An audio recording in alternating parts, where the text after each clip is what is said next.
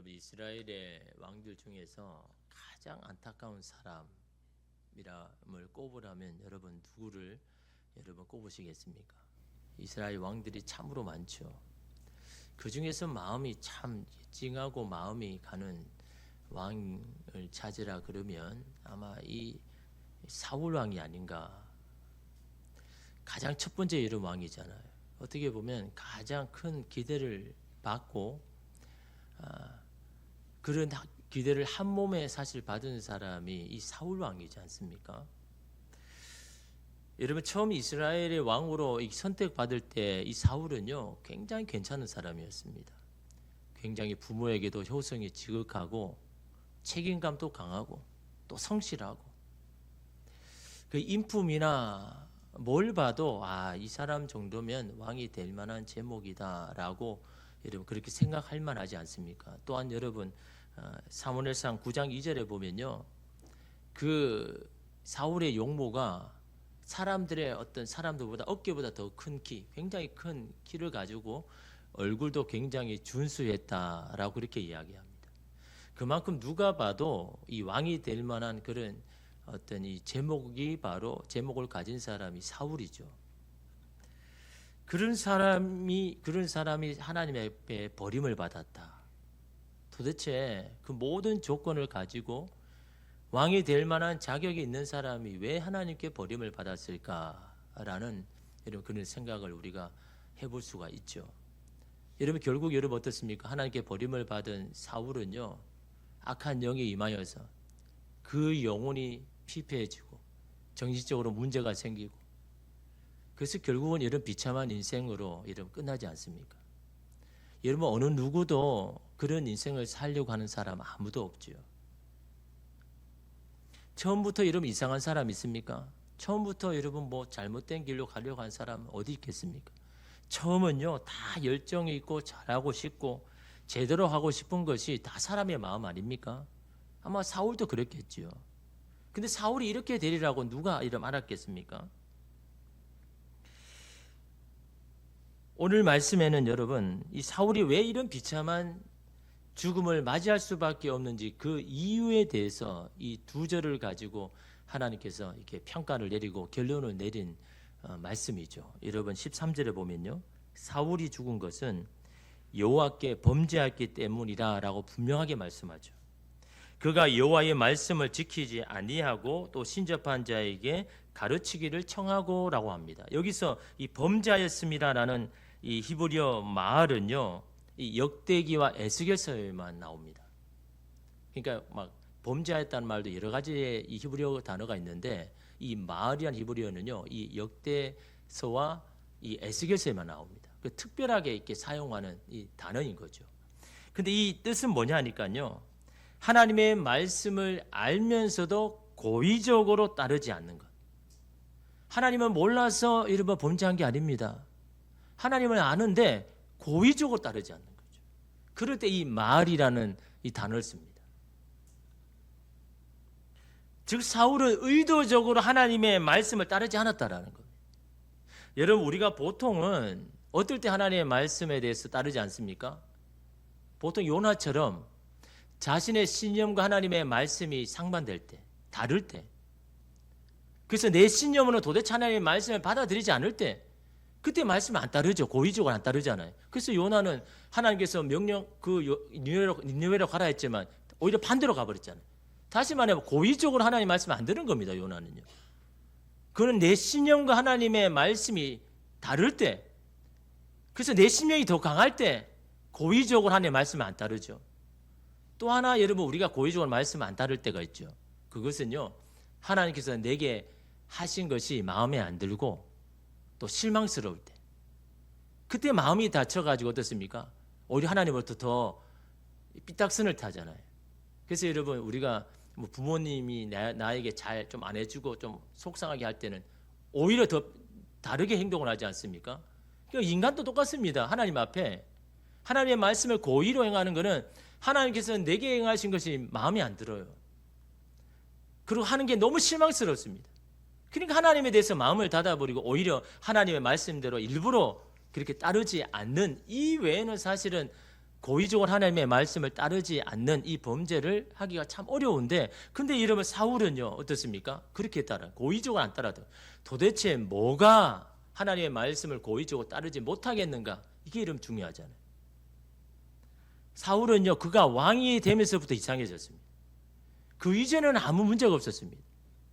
여러분 사무엘이 사울을 여러분 뭐라고 했습니까? 야, 당신은 정말 이 이스라엘이 기대하고 고대하는 왕이 될 만한 자격이 있는 사람입니다 라고 말할 때 사울이 뭐라고 대답했습니까? 사무엘상 9장 21절에 보면요, 사울이 대답하 이르되 나는 이스라엘 지파의 가장 적은 지파 베냐민 사람이 아니니까 또 나의 가족은 베냐민 지파 모든 가족 중에 가장 미약하지 아니하나이까 당신은 어찌하여 내게 이같이 말씀하시니까? 아니 나는 자격이 안 되는데 왜 내게 왕이 될 만한 사람을 이야기합니까?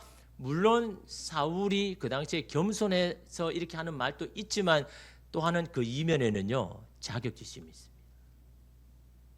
왜냐하면 이 베냐민 지파는요 12지파 중에 가장 연약한 지파였거든요.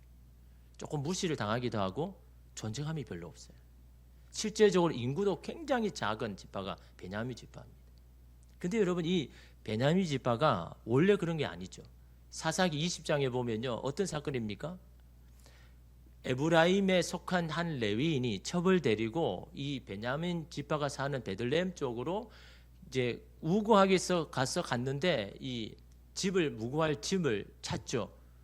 근데 한 노인의 집에 거기에서 유하려고 하는데 그 베냐민 지파에 있는 불량배들이 어떻게 합니까? 외부에서 온 그 천을 내놓으라는 거죠. 능욕하기 위해서. 그러다가 어떻게 합니까? 결국은 그 첩이요 그 불량배들에게 능욕을 당하고 죽임을 당하죠. 너무너무 속상한 이 레위 사람이 그 시체를 다 조각이 돼가지고 11지파에 다 보내죠. 그러니까 그 한 지파가 놀라는 겁니다. 도대체 하나님 앞에서 이런 악행을 저질 사람 도대체 누구냐라고 했을 때 이 베냐민 지파가 그렇게 했는 걸 알고 11지파가 이 베냐민 지파를 공격하잖아요. 그래서 거의 멸족지계까지 나갔습니다. 아예 사라질 만한. 근데 하나님의 은혜로 겨우 명목을 유지한 겁니다. 그래서 그 내전의 상처 아니면 이 불명의 꼬리가 여러분 이 지파에게 있는 겁니다. 그러니까 뭔가 당당하게 할 수 없는 게 베냐민 지파거든요. 그런 자신에게 당신은 왕이 될 만한 자격이 있다라고 생각할 때 어떤 마음이 들까요? 부담감이 있죠. 야, 내가 잘해야 되겠다. 잘해내야 되겠다라는 이 중압감, 이 짐이요, 이 사울에게 있는 겁니다. 분명히 우리 지파는 11지파에 비해서 왕이 될 만한 그런 지파 아니잖아요. 왕을 어차피 세울 거면 막 유다 지파나 여러분 에브라임 지파나 좀 인원수가 많고 대단한 지파에서 뽑은 게 당연한데, 그런데 아주 미약한 이 베냐민 지파 중에 가장 또 연약한 자기 집안에 자기를 이렇게 하니까 그런 자격지심이 있는 겁니다. 야, 내가 이렇게 연약하고 우리 지파는 부족한데 아니 나를 왕으로 세운다. 그 짐 자체가 굉장히 큰 짐이죠. 여러분 그런 짐이 누구에게나 여러분 다 있습니다. 여러분 그런 짐으로 인해서 부담될 때가 많죠. 힘들 때가 있습니다. 아, 왜 내가 이런 짐을 지어가지고 이 짐만 없었으면 내 마음이 편할 텐데. 여러분 가정에서도 그렇고 뭐 직장에서도 그렇고 교회에서도 그렇잖아요. 그런 짐 때문에 여러분 그 짐 안에는요 내가 잘해야 되겠다라는, 나는 그렇게 잘하지 못하는데 그런 걸 준 것에 대한 이 압박감이나 이 중압감이 이 차실 있는 겁니다. 사울도 마찬가지죠. 그래서 그 짐 때문에 참 고민되고 힘들 때가 있습니다. 근데 여러분 그 짐은요 우리 힘들게 하라고 주신 게 아닌 겁니다. 하나님께서 그 짐으로 인해서 사실은 마음을 지키게 되고 그 짐으로 인해서 더 삶에 더 성실하게 여러분 하게 되고 그 짐 때문에 하나님의 은혜를 사랑을 경험하기도 하죠. 그런데 단 하나님과 연관이 되어야 되는 거죠. 그 짐 때문에 하나님 앞에 더 기도하고 그 짐 때문에 하나님을 더 의지하게 된다면 그 짐은 하나님 주신 축복이라는 거죠.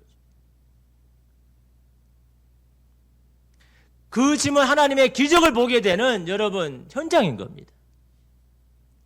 여러분 가운데 짊어지고 하는 짐이 어떤 짐입니까? 사람마다 다 다르죠. 하나님 내게 이런 짐 안 줘도 되는데 왜 내게 이런 짐 줬습니까? 어떤 사람은 자녀일 수 있고 어떤 사람은 배우자이 될 수 있고 어떤 사람은 뭐 물질이고 건강이고 그렇잖아요. 내가 원하지 않는데 이러면 내게 이게 참 짐 아닙니까? 근데 그 짐은요, 여러분을 괴롭히려고 주신 게 하나님이 아니다라는 겁니다. 그 짐이 오히려 하나님의 축복이 되기 위해서는요, 하나님과 자꾸 연관해야 되는 거예요. 그 짐을 지을 때 내가 어떻게 반응하느냐가 중요한 겁니다. 그는 하나님과 상관없이 자신의 생각대로, 자신의 고집대로 짊어지려 한다면 그 짐은요, 더욱더 우리를 억누르고 힘들게 하는 걸림돌, 방해물이 되는 겁니다. 그 짐이 결국은 사울로 하여금요, 하나님의 말씀을 고의로 따르지도 않고 자기의 고집대로 행하다가 결국 하나님 앞에 버림을 받게 되는, 여러분, 그런 결과를 여러분 놓게 되죠. 하나님 상관없이 이 짐을 지려 하니까요, 이 사울은 항상 불안합니다. 조급합니다. 그 짐을 우리를 힘들게 하려이 아니라 하나님이 함께 지지하고 우리에게 주신 것인 거죠. 그 짐 때문에 나와 함께 나에게 앞에 나오라고 주신 것이지, 그 걱정 때문에 머리를 싸매고 집에 있으라고 한 게 아닌 겁니다. 여러분, 찬송가 337장에 보면요, 내 모든 시험 무거운 짐이라는 찬송가죠. 여러분 아마 많이 불렀던 찬송가 아닙니까? 이런 3절에 보면요, 내 짐이 점점 무거워질 때 주 예수 앞에 아래이면 주께서 친히 날 구해주사 내 대신 짐을 져주시네. 무거운 짐을 나홀로 지고 견디다 못해 쓰러질 때 불쌍히 여겨 구원해 줄 이 은혜의 주님 오직 예수. 여러분, 이 불렀던 여러분 찬송가 가사를 한 번씩 여러분 묵상해 보면서 여러분 한번 불러보셨습니까? 뭐라고 말합니까? 내 짐이 점점 무거워질 때 어떻게 하라고요? 예수 앞에 가서 그 짐을 지고 가는 것이 너무 힘들다고 아뢰라라는 겁니다. 고백하고 기도하라라는 겁니다. 그럴 때 뭡니까? 그럴 때 그런 우리를 불쌍히 여기셔서 우리 대신 짐을 져주신다는 거죠. 여러분, 하나님과 함께 짐을 진다는 거는요, 첫째는 하나님 앞에 아뢰는 겁니다. 내 짐이 너무너무 무거우니 하나님 내가 견디기 힘듭니다라고 자꾸 내 마음을 고백하는 것이, 고백할 때 하나님과 함께 짐을 지는 거죠. 그냥 나 혼자 끌어안고 이건 내가 해야 되는 문제고 내가 고민하고, 그건 하나님 함께 짐을 지는 게 아니죠. 자꾸 아뢰는 겁니다. 그럴 때 나를 불쌍히 여겨주는 겁니다. 반면에 무거운 짐을 나홀로 지고 가면 결국 뭡니까? 견디다 못하고 쓰러질 수밖에 없는 우리잖아요. 하나님 앞에 자꾸 아뢰는 것은 하나님 앞에 겸손이고, 자기 혼자 짊어지고 하는 것이 하나님 앞에 교만인 겁니다. 그러나 이러면 쓰러지고 넘어져도 그런 때도 괜찮습니다. 그런 때라도 주님 앞에 나오면 오늘 가사람 뭐라고 이야기합니까? 그런 우리를 불쌍히 여기서 거기서 건져주실 분이 누구라고요? 오직 예수 그리스도, 오직 은혜의 주 예수님 뿐이다라는. 여러분, 이거는 믿음으로 여러분 찬양하고 고백해야 그게 내 찬양이 되는 겁니다. 야, 내가 너무 짐을 힘들고 어려울 때 하나님 앞에 날마다 아뢰니까 그 하나님은, 야, 너 왜 그런 짐도 제대로 못 지고 가느냐, 너 아직까지 그러냐라고 그렇게 말씀하지 않으시고 우리를 불쌍히 여기셔서, 그래 너 짐 지고 가는 거 힘들지? 라고 우리를 위로해 주는, 그럴 때 우리는 그 하나님과 짐을 같이 지고 가는 거죠. 하나님과 짐을 같이 짊어지고 나가야 그게 축복이 되는 겁니다. 근데 나 홀로 지고 갈 때는 그게 진짜 짐이 되어버리는 거죠. 여러분, 찬송가 337장 우리 1절과 3절 우리 같이 한번 우리 그런 마음으로 하나님 앞에 다 맡긴다는 마음으로 함께 우리 찬양해 보겠습니다.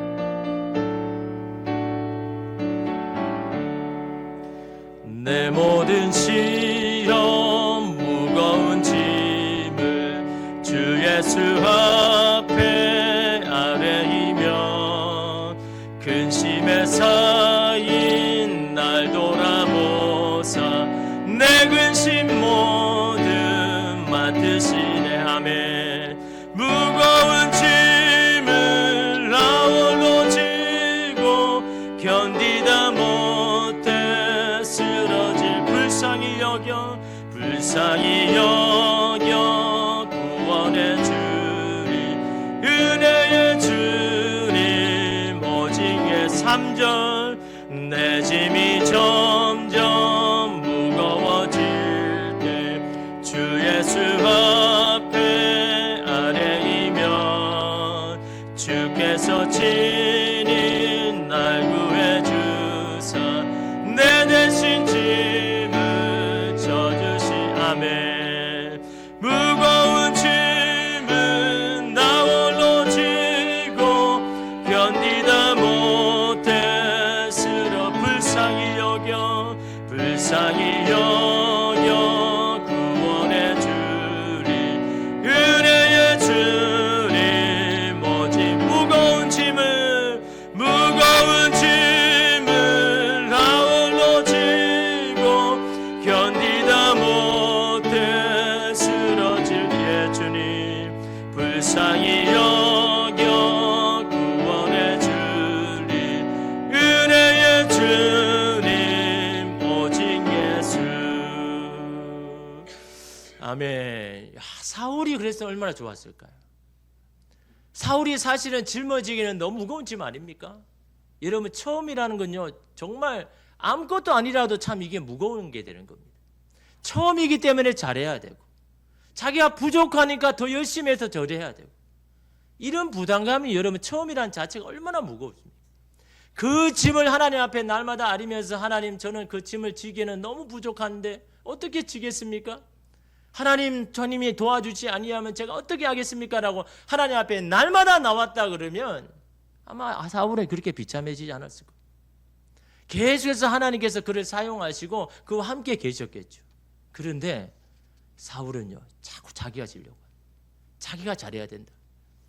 그러니까 그 짐이 자꾸 너무 무거운 겁니다.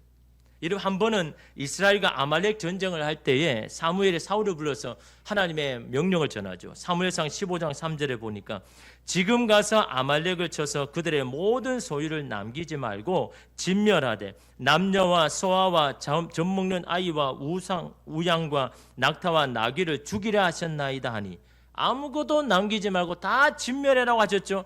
이에 사울과 이스라엘 백성들이 나가서 아말렉과 싸워서 큰 승리를 거둡니다. 그러나 사울은 어떻습니까? 여러분, 사무엘상 15장 9절 보십시오. 사울과 백성이 아각과 그의 양과 소의 가장 좋은 것 또는 기름진 것과 어린 양과 모든 좋은 것을 남기고 진멸하기를 즐겨 아니하고. 가치 없고 하찮은 것은 진멸하니라. 즐겨 아니하다라는 무슨 말입니까? 그걸 기뻐하지 않는다. 아니, 저렇게 아까운 걸 왜 없애? 자기가 원하지 않는다는 거. 자신들이 그렇게 하기를 원하지 않는다는 거. 내 뜻대로 하기를 원한다는 거. 그것이 여러분 오늘 13절에 그 여호와께 범죄하였습니다라는 말의 뜻입니다. 고의적으로 하나님을 따르지 않는 겁니다. 하나님, 아무리 하나님의 말씀이라고 해도 이건 너무나 아까운데, 이거는 내게 너무나 좋은 기회인데요. 아니, 그 기회를 제가 왜 놓칩니까? 저는 그걸 원하지 않습니다. 저는 제 뜻대로 하겠습니다. 그 짐을 자기 홀로 지으려 하니까 자기 생각으로서 그냥 선택해버리고 하나님의 말씀을 고의로 이름 따르지 아니하죠. 사울은 자기에게 유익된 걸 남기고 그렇지 않은 것은 다 버렸죠. 여러분, 아각 왕을 살려준 이유는 뭡니까? 그 왕을 여러분 데리고 여러분 입성하면 이스라엘 백성이 얼마나 여러분 칭송해 줄 겁니까? 야, 처음 왕으로 세웠는데 자, 사울 정말 잘하네. 어떻게 저 아말렉 왕을 저렇게 생포해서 잡아서 이렇게 오는가? 아마 여러분 자기 스스로 왕의 권위를 세울 수 있는 기회 아닙니까? 아마 여러분 사울은요 그 기회를 노린 거죠. 야, 내가 이 이스라엘 백성에게 내놓을 게 뭐가 있냐고. 아니, 지파도 연약하고 집안도 연약한데 내가 그들에게 왕으로서 내가 할 수 있는 내세운 것이 없기 때문에, 이 자격지심 때문에 다른 것으로 자꾸 세우려고 하는 겁니다.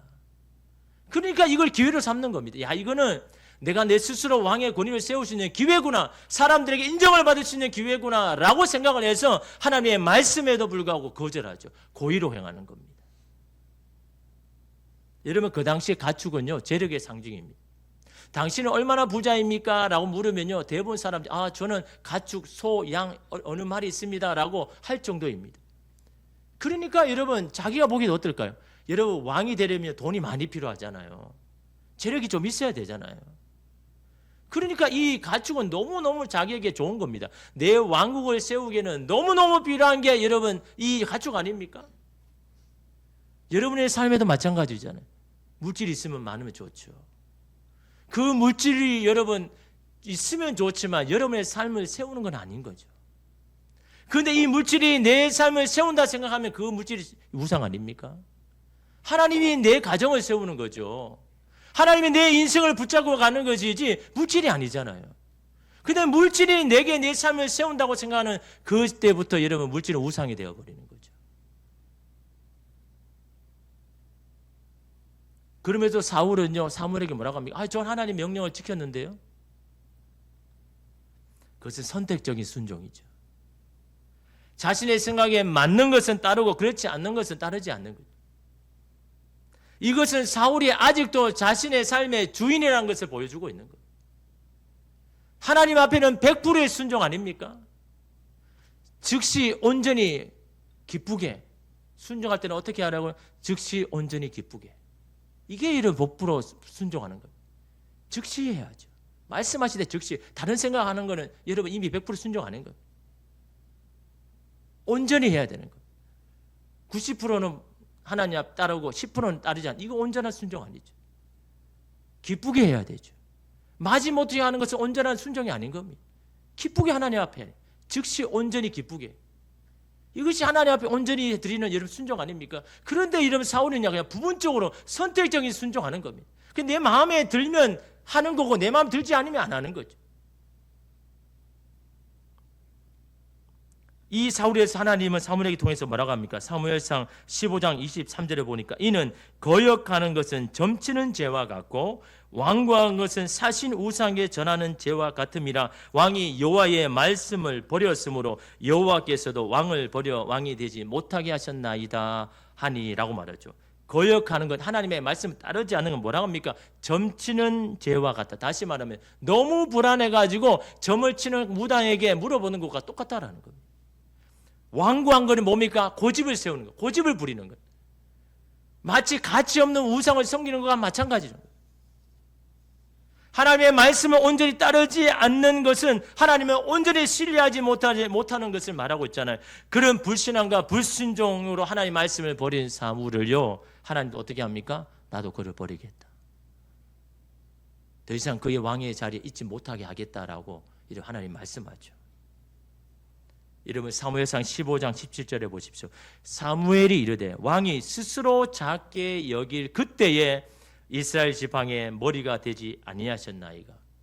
스스로 작게 여길 때, 자기 스스로 내가 작다는 것, 연약함을 인정하고 고백할 때, 그때는 하나님께서 이스라엘의 왕으로 세워주셨는데 스스로 크게 하려고 할 때는 오히려 왕에서 내리게 하셨다는 겁니다. 여러분 하나님이 어떻게 하십니까? 스스로 낮춘 자를 높여주시잖아요. 반대로 스스로 높이는 자를 여러분 낮춰주시는 것이 하나님 아닙니까? 스스로 하나님 앞에 자기를 낮추고 겸손하고 하나님 나의 부족함을 인정하는 그 사람은 오히려 하나님의 그 사람을 높여주는 겁니다. 근데 자기 힘 믿고 자기 지혜 믿고 자기 능력 믿고 이 정도면 내가 하겠지 라고 하는 사람을 어떻게 하나님 높여주시겠습니까?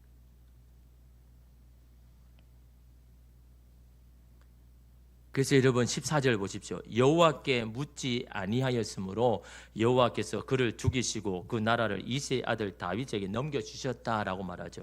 여기서 이 묻다에 해당하는 히브리어 이 다라스는요, 주의하여 찾다, 꼼꼼히 찾다. 여호와께 묻지 않았다는 무슨 말입니까? 기도하지 않았다는 게 아닙니다. 대충 기도한 겁니다. 형식적으로 기도한 겁니다. 내가 구하고 싶은 것만 구하는 것. 그것을 묻지 아니하였다. 구하지 묻지 아니하였다라고 이야기해요. 부분적으로 기도하고 부분적으로 따랐다는 것. 자신 뜻대로 하고 싶은 것은 하나님 앞에 막 구하고 내가 하기 싫은 것들은 하나님 앞에 구하지 아니야. 예레미야 29장 12절 13절 보십시오. 너희가 내게 부르짖으며 내게 와서 기도하면 내가 너희들의 기도를 들을 것이요 너희가 온 마음으로 나를 구하면 나를 찾을 것이요 나를 만나리라. 하나님께 와서 기도하면 그 기도 들으실 거라고 하시죠. 그런데 뭡니까? 다만 온 마음으로. 온 마음을 다른 말로 뭡니까? 전심으로. 전심으로 하나님을 찾으면요, 하나님을 만나게 될 것이라. 전심이라는 게 뭡니까? 온 마음을 다해 어떤 상황, 어떤 순간에 하나님 앞에 아뢰고 구하는 것. 내가 하기 싫은 것도 하나님 앞에 묻는 것.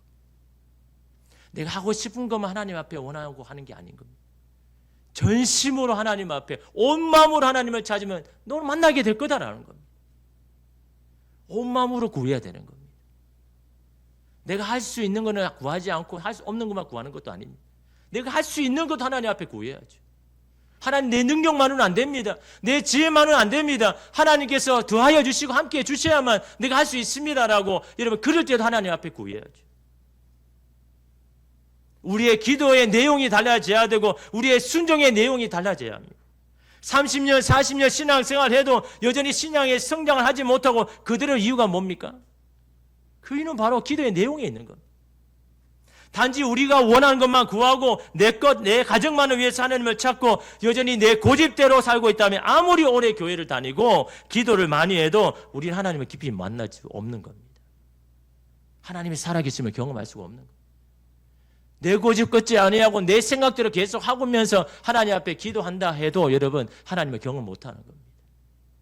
하나님 앞에 여러분 나아갈 때는요 고집을 꺾어야죠. 내 생각 내려놔야죠. 내가 내 마음대로 하려는 것도 내려놔야죠. 하나님 어떻게 하기를 원하십니까? 내가 하나님 어떻게 선택하기를 원하십니까? 내 고집, 내 생각을 꺾고 하나님 앞에 내려놓을 때 그때 함께 하나님과 그 짐을 지고 가는 겁니다. 여러분에게 짐은 뭡니까? 여러 가지죠. 그 짐은 함께 지자고 우리에게 주신 겁니다. 그 짐은 하나님이 어떤 분이신지를 알려주시기 위해서 그 짐을 주신 겁니다. 그 짐은 하나님도 여전히 살아계심을 우리에게 보여주려고 우리에게 주신 그 짐입니다. 사울에게 짐은 자신의 왕이고 다윗이죠.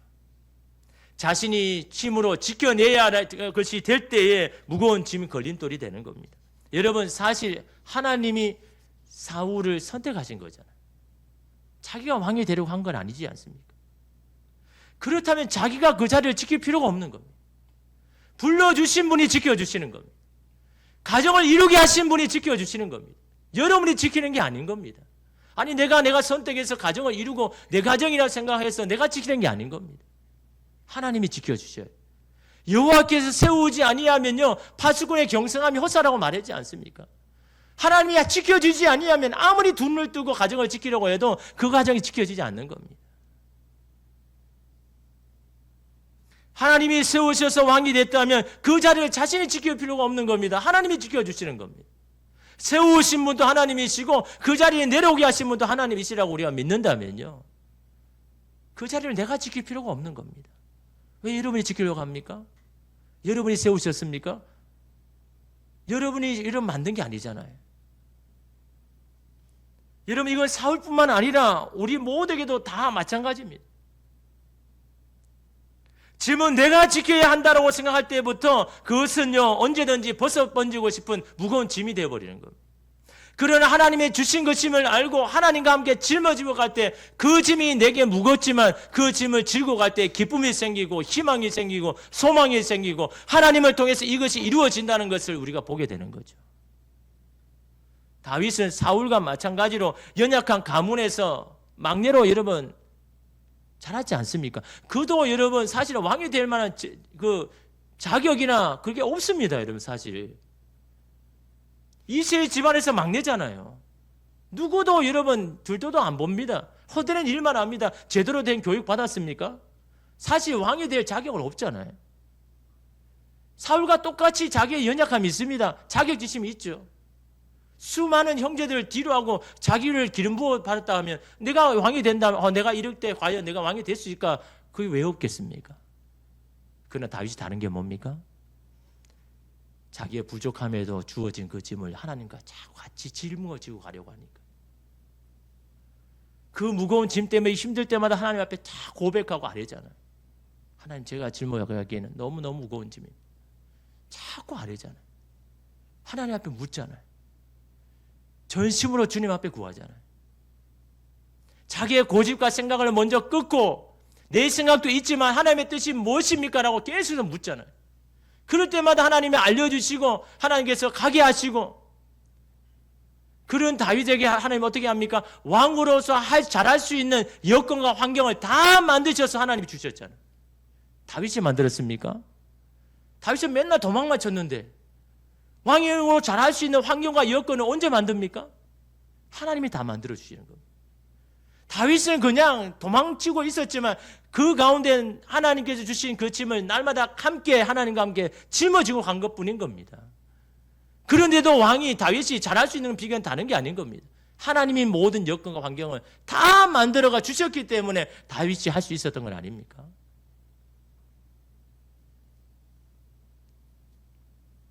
그에게 주어진 짐은 하나님과 함께 짊어져 나가야 할 하나님의 축복이라는 것을 다윗이 여러분 깨달았기 때문에요.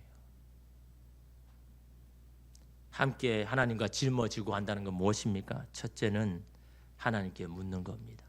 상의하는 겁니다. 고백하는 겁니다. 두 번째로는 전심으로 하나님의 도움을 요청하는 겁니다.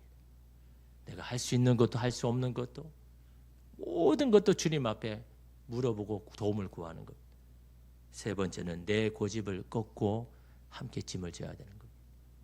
그리 함께 짐을 지고 가죠. 아니 자기 혼자 자기 고집대로 막 짐을 지고 가는데 어떻게 하나님과 함께 짐을 지고 갑니까?